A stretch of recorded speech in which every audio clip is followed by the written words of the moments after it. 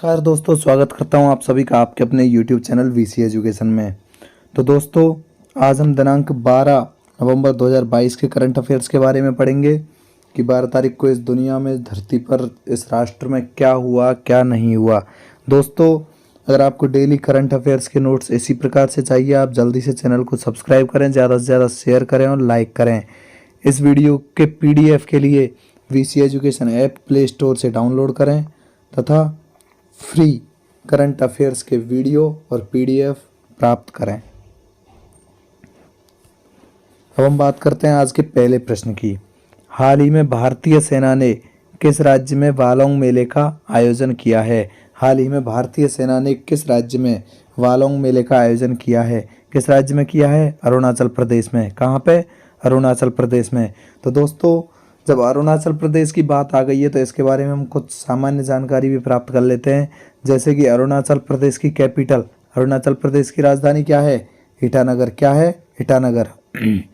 और यहाँ के CM, यहाँ के मुख्यमंत्री कौन है? पेमा खांडू। कौन है? पेमा खांडू। अब इसके बारे में और भी कुछ जानकारी प्राप्त करते हैं जो कि हाल ही में हुआ है। जैसे कि पूर्वोत्तर का पहला एक्वा पार्क, पूर्वोत्तर का पहला एक्वा पार्क अरुणाचल प्रदेश में स्थापित किया जाएगा। कहाँ किया जाएगा? पूर्वोत्तर का पहला एक्वा पार्क अरुणाचल प्रदेश में स्थापित किया जाएगा। अरुणाचल प्रदेश में अरुणाचल प्रदेश में कुंडलोहित नदी पर भगवान परशुराम की 51 फीट ऊंची प्रतिमा स्थापित की जाएगी। कहाँ पे? अरुणाचल प्रदेश में कुंडलोहित नदी पर। कौन सी नदी पर? कुंडलोहित नदी पर भगवान परशुराम की 51 फीट ऊंची प्रतिमा स्थापित की जाएगी। अप्रैल 2022 में GST राजस्व संग्रह वृद्धि में, अप्रैल 2022 में GST राजस्व संग्रह वृद्धि में अरुणाचल प्रदेश शीर्ष पर रहा। किस पर रहा? शीर्ष पर रहा। सबसे ऊपर रहा है कौन? अरुणाचल प्रदेश। आज का हमारा दूसरा प्रश्न है, हाल ही में बिम्स्टेक के कृषि मंत्रियों की दूसरी बैठक की मेजबानी किसने की है? बिम्स्टेक के कृषि मंत्रियों की दूसरी बैठक की मेजबानी किसने की है? भारत, नई दिल्ली, भारत ने की है। अब बात करते हैं बिम्स्टेक की। जब बिम्स्टेक प्रश्न में आ गया है तो बिम्स्टेक की फुल फॉर्म के बारे में हम जानेंगे कि बिम्स्टेक क्या है। बिम्स्टेक की फुल फॉर्म होती है दोस्तों bay of Bengal initiative for multi sectoral, bay of Bengal initiative for multi sectoral technical and economic corporation, technical and economic corporation. तो क्या हुई दोस्तों बिम्स्टेक की full form? Bay of Bengal initiative for multi sectoral technical and economic corporation. बिम्स्टेक की स्थापना कब हुई? बिम्स्टेक की स्थापना हुई दोस्तों 1997 में। कब हुई? 1997 में, 1997। कहाँ हुई थी? ढाका में हुई थी। बिम्स्टेक की स्थापना कहाँ हुई थी? ढाका में हुई थी। दोस्तों, ढाका कहाँ है? ढाका बांग्लादेश की राजधानी है। बांग्लादेश की कैपिटल क्या है? ढाका। आज का हमारा तीसरा प्रश्न है, हाल ही में नवी टेक्नोलॉजीज ने किससे अपना ब्रांड एम्बेसडर बनाया है? नवी टेक्नोलॉजीज ने ब्रांड एम्बेसडर किसको बनाया है अपना? MS धोनी। किसने बनाया है दोस्तों? अपने माही को बनाया है। किसको? माही को, MS धोनी को। दोस्तों, क्षमा चाहता हूँ, गले खराब होने की वजह से आवाज़ कुछ ऐसी है, आपको क्लियर नहीं आ पा रही होगी। अब इसके बारे में हम और भी कुछ जानकारी प्राप्त करते हैं। जैसे कि स्केचर्स इंडिया ने कृति सेनन को, जब ब्रांड एम्बेसडर के बारे में हम जानकारी प्राप्त करते हैं, स्केचर्स इंडिया ने कृति सेनन को अपना ब्रांड एम्बेसडर नियुक्त किया है। स्केचर्स इंडिया ने, किसने? स्नेचर्स इंडिया ने कृति सेनन को अपना ब्रांड एम्बेसडर बनाया है। और फीफा 2022 में रणवीर सिंह को भारत का ब्रांड एम्बेसडर बनाया गया था। किसको? रणवीर सिंह को फीफा 2022 में। और बोरो प्लस क्रीम, ये दोस्तों रह गया था थोड़ा सा। बोरो प्लस क्रीम का ब्रांड एम्बेसडर किसको बनाया गया है? बोरो प्लस क्रीम का ब्रांड एम्बेसडर बनाया गया है दोस्तों अक्षय कुमार को। किसको? अक्षय कुमार को बोरो प्लस क्रीम का ब्रांड एम्बेसडर बनाया गया है। अब बात करते हैं नेक्स्ट, पिंटोला ने सूर्य कुमार यादव को अपना ब्रांड एम्बेसडर बनाया है। किसने? पिंटोला ने सूर्य कुमार यादव को। फायरवोल्ट ने विजय देवरकोंडा कौन है? साउथ के एक हीरो हैं। कौन है? साउथ के हीरो। किसने बनाया इनको ब्रांड एम्बेसडर? फायरबोल्ट ने। और प्रमुख एनटेक कंपनी बायजूस, प्रमुख एनटेक कंपनी बायजूस ने लियोनल मेसी, किसको? लियोनल मेसी को एजुकेशन फॉर ऑल पहल का ग्लोबल ब्रांड एम्बेसडर नियुक्त किया है। किसने किया है? बायजूस ने किसको किया है? लियोनल मेसी को। दोस्तों आज का हमारा चौथा प्रश्न है, हाल ही में India agri business best state award, India agri business best state award किसने जीता है? किसने जीता है दोस्तों? हरियाणा ने जीता है। इंडिया एग्री बिजनेस, एग्रीकल्चर में वैसे भी दोस्तों हम ऐसे ही पता कर सकते हैं, एग्रीकल्चर में कौन है सबसे आगे? हरियाणा माना जाता है। तो agri business best state award कौन जीतेगा? हरियाणा ही जीतेगा दोस्तों। हरियाणा की राजधानी क्या है? चंडीगढ़। क्या है? चंडीगढ़। यहाँ के मुख्यमंत्री, यहाँ के चीफ मिनिस्टर, यहाँ के सीएम कौन है? मनोहर लाल खट्टर। कौन है? मनोहर लाल खट्टर। तो हरियाणा के बारे में और भी कुछ जानकारी प्राप्त करते हैं दोस्तों। हरियाणा ने और अभी क्या किया है, वर्तमान में क्या नहीं किया। हरियाणा ने टॉफी कार्यक्रम की शुरुआत की है। किसकी टॉफी कार्यक्रम की शुरुआत की है? टॉफी कार्यक्रम क्या है, किससे संबंधित है? टॉफी कार्यक्रम क्या है? वन क्षेत्र को डेवलप करने के लिए चलाया जाता है क्या टॉफी कार्यक्रम, जिसकी शुरुआत किसने की है? हरियाणा ने की है। और हरियाणा के मुख्यमंत्री ने ई उपहार पोर्टल और सीएम डैशबोर्ड लॉन्च किया। क्या ई उपहार पोर्टल और सीएम डैशबोर्ड किसने? हरियाणा के मुख्यमंत्री जी ने लॉन्च किया है। हरियाणा के मुख्यमंत्री कौन है? मनोहर लाल खट्टर। पालतू कुत्तों का पंजीकरण किसने? हरियाणा सरकार ने अनिवार्य किया है। किसका? पालतू कुत्तों का पंजीकरण। और सामाजिक और आर्थिक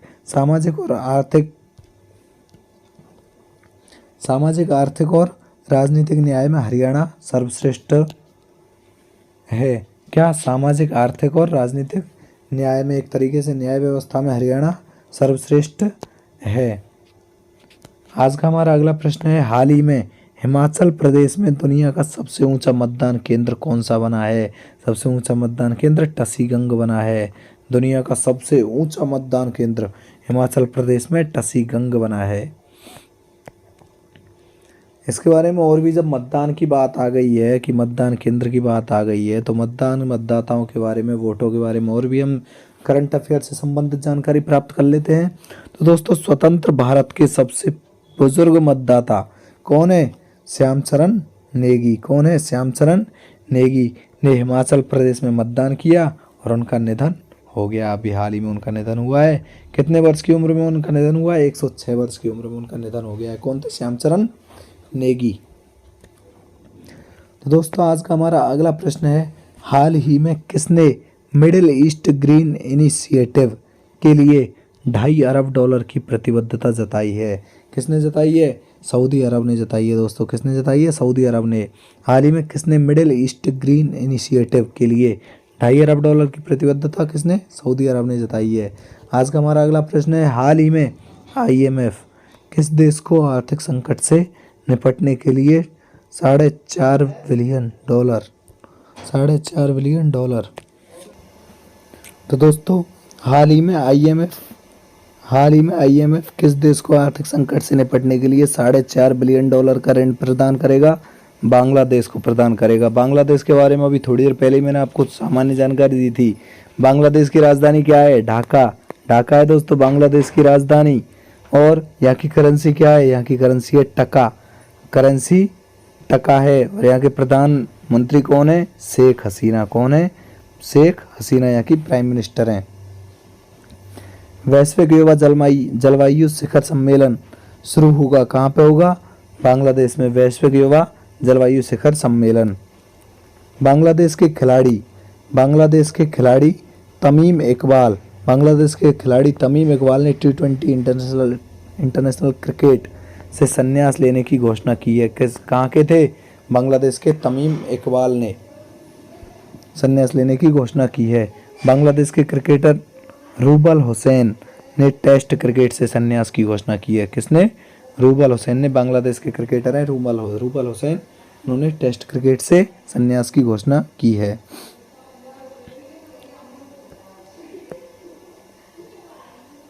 आज का अगला प्रश्न है हमारा, हाल ही में India stone mart international exhibition के 11वें संस्करण की मेजबानी कौन करेगा? जयपुर करेगा दोस्तों।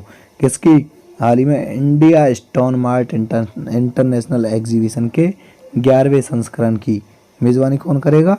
जयपुर करेगा दोस्तों। अगला प्रश्न है, हाल ही में ईएसआईसी मातृत्व लाभ के लिए ऑनलाइन पोर्टल किसने लॉन्च किया है? भूपेंद्र यादव ने लॉन्च किया है दोस्तों, ये मंत्री जी हैं। किसने? हाल ही में ईएसआईसी मातृत्व लाभ के लिए ऑनलाइन पोर्टल किसने लॉन्च किया? भूपेंद्र यादव ने लॉन्च किया है दोस्तों। आज का हमारा अगला प्रश्न है, हाल ही में किस राज्य सरकार ने 10 नवंबर को बाजरा दिवस के रूप में मनाया है? हाल ही में किस राज्य सरकार ने 10 नवंबर को बाजरा दिवस के रूप में मनाया है? उड़ीसा ने मनाया है दोस्तों, उड़ीसा सरकार ने मनाया है दोस्तों। उड़ीसा की राजधानी क्या है? उड़ीसा की राजधानी है भुवनेश्वर। उड़ीसा के बारे में सामान्य जानकारी, उड़ीसा की राजधानी है भुवनेश्वर। और यहाँ के मुख्यमंत्री, चीफ मिनिस्टर अभी थोड़ी देर पहले ही बताए थे दोस्तों, उड़ीसा के चीफ मिनिस्टर हैं नवीन पटनायक। कौन है? नवीन पटनायक। और उड़ीसा दिवस या उत्कल दिवस कब मनाया गया दोस्तों? 1 अप्रैल को। उड़ीसा दिवस या उत्कल दिवस 1 अप्रैल को मनाया जाता है दोस्तों। अगली बात करते हैं हम इसी के बारे में। बाजी राउत राष्ट्रीय फुटबॉल टूर्नामेंट का उद्घाटन उड़ीसा में हुआ है। किसका? बाजी राउत राष्ट्रीय फुटबॉल टूर्नामेंट का उद्घाटन कहाँ हुआ है? उड़ीसा में हुआ है दोस्तों। और उड़ीसा सरकार ने संविदा भर्ती को बिल्कुल समाप्त कर दिया है, जैसे कि राजस्थान में अभी चालू है और भी राज्यों में चालू है, लेकिन उड़ीसा सरकार ने संविदा भर्ती को बिल्कुल समाप्त कर दिया है। अश्विनी वैष्णव ने भुवनेश्वर में भारत के पहले एल्यूमिनियम फ्रेट ट्रैक का आयोजन किया है। अश्विनी वैष्णव ने, किसने?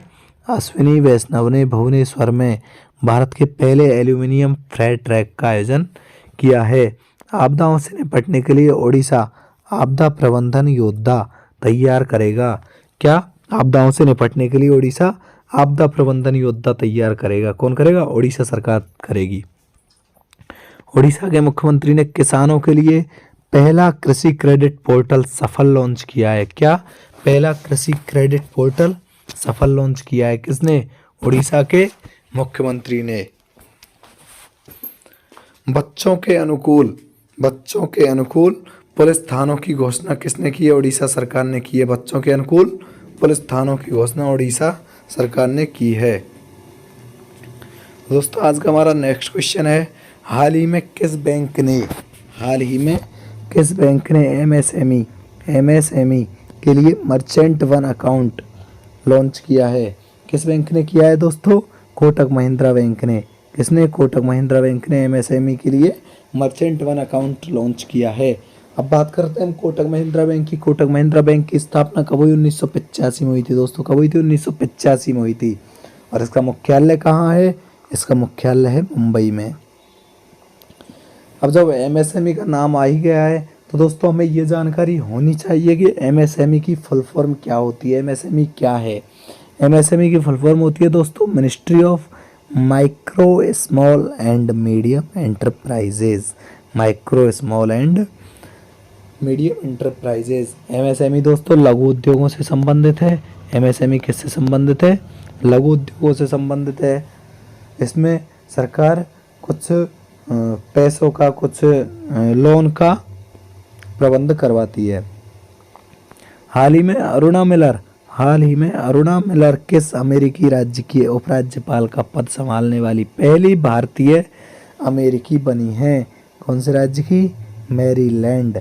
कौन से राज्य की? मैरीलैंड राज्य की अमेरिकी राज्य की उपराज्यपाल का पद संभालने वाली कौन बनी है? अरुणा मिलर बनी है दोस्तों। वीडियो को ज़्यादा से ज़्यादा लाइक कीजिए। हम भी बहुत मेहनत करते हैं इसमें, जिससे कि और भी हमारा आगे मनोबल बढ़े और हम और भी अच्छा कंटेंट आपके सामने लाने की कोशिश करें। दोस्तों आज का हमारा 13वां प्रश्न है, हाल ही में पहली बार भारत और आसियान के किन मंत्रियों के बीच सम्मेलन आयोजित किया जा रहा है? हाल ही में पहली बार भारत और आसियान के किन मंत्रियों के बीच सम्मेलन आयोजित किया जा रहा है? किन के बीच दोस्तों? रक्षा मंत्रियों के बीच किया जा रहा है। भारत और आसियान के रक्षा मंत्रियों के बीच।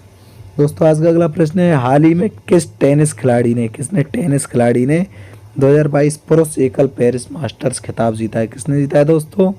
होल्गर रूने ने 2022 पुरुष एकल पेरिस मास्टर्स का खिताब अपने नाम किया है। आज का अंतिम प्रश्न है दोस्तों, हाल ही में राष्ट्रीय शिक्षा दिवस कब मनाया गया है? राष्ट्रीय शिक्षा दिवस कब मनाया गया है? 11 नवंबर को मनाया गया है दोस्तों। और क्यों मनाया गया है? क्योंकि 11 नवंबर को हमारे स्वतंत्र भारत के पहले शिक्षा मंत्री मौलाना अबुल कलाम आज़ाद जयंती है, इसलिए 11 नवंबर को राष्ट्रीय शिक्षा दिवस मनाया गया है। क्यों? क्योंकि स्वतंत्र भारत के पहले शिक्षा मंत्री कौन थे? मौलाना अबुल कलाम आज़ाद थे, उनकी जयंती है, इसलिए 11 नवंबर को राष्ट्रीय शिक्षा दिवस मनाया गया है। तो दोस्तों जब दिवसों की बात आ गई है, दिवसों के बारे में और भी हम जानकारी प्राप्त करते हैं। जैसे कि 1 नवंबर को क्या होता है दोस्तों? विश्व शाकाहारी दिवस मनाया गया था। और इसके साथ ही क्या मनाया गया था? 7 भारतीय राज्यों का स्थापना दिवस, 7 भारतीय राज्य और 2 केंद्र शासित प्रदेशों का स्थापना दिवस मनाया गया था। अब वो 7 भारतीय राज्य कौन कौन से हैं? केरल, कर्नाटक, आंध्र प्रदेश, पंजाब, हरियाणा, एमपी, छत्तीसगढ़, एमपी मतलब मध्य प्रदेश, छत्तीसगढ़। और 2 केंद्र शासित प्रदेश कौन कौन से हैं? लक्षद्वीप और पुडुचेरी ने अपना स्थापना दिवस मनाया है। अब बात करते हैं दोस्तों हम 2 नवंबर की। 2 नवंबर को क्या है? International day to end impunity for crimes against journalist. कौन सा दिवस है दोस्तों? International day to end impunity for crimes against journalist. दोस्तों 3 नवंबर की बात करते हैं। 3 नवंबर को राजा राज चोल की जयंती मनाई जाती है। चोल में ले आता है दोस्तों, कैसे लिखते हैं ले को? ऐसे लिखते हैं, तो इसको सीधा कर दो, क्या हो जाएगा? 3 नवंबर। 3 नवंबर को दोस्तों राजा राज चोल की जयंती मनाई जाती है। तो दोस्तों 5 नवंबर की हम बात करते हैं। 5 नवंबर को विश्व सुनामी जागरूकता दिवस मनाया जाता है। और 7 नवंबर को राष्ट्रीय कैंसर जागरूकता दिवस मनाया जाता है। 7 नवंबर को राष्ट्रीय कैंसर जागरूकता दिवस मनाया जाता है। और इसके साथ ही शिशु संरक्षण दिवस भी मनाया जाता है। 8 नवंबर को विश्व रेडियोग्राफी दिवस और विश्व शहरीकरण दिवस मनाया जाता है। कौन सा? 8 नवंबर को विश्व रेडियोग्राफी दिवस मनाया गया और विश्व शहरीकरण दिवस भी इसके साथ मनाया गया। दोस्तों 9 नवंबर की बात करते हैं। 9 नवंबर को राष्ट्रीय कानूनी सेवा दिवस और 10 नवंबर को शांति और विकास के लिए विश्व विज्ञान दिवस। शांति और विकास के लिए विश्व विज्ञान दिवस। तो दोस्तों आपका बहुत बहुत धन्यवाद, आपका बहुत बहुत आभार। इस वीडियो को ज़्यादा से ज़्यादा लाइक करें, शेयर करें, सब्सक्राइब करें। वीसी एजुकेशन आपके साथ हमेशा बना रहेगा। डेली करंट अफेयर्स के लिए इस चैनल को जल्दी ज़्यादा से ज़्यादा सब्सक्राइब करें। और इससे संबंधित पीडीएफ प्राप्त करने के लिए VC education application play store से डाउनलोड करें, जहां पर आपको बिल्कुल निःशुल्क करंट अफेयर्स और उसके पीडीएफ प्राप्त होंगे। धन्यवाद।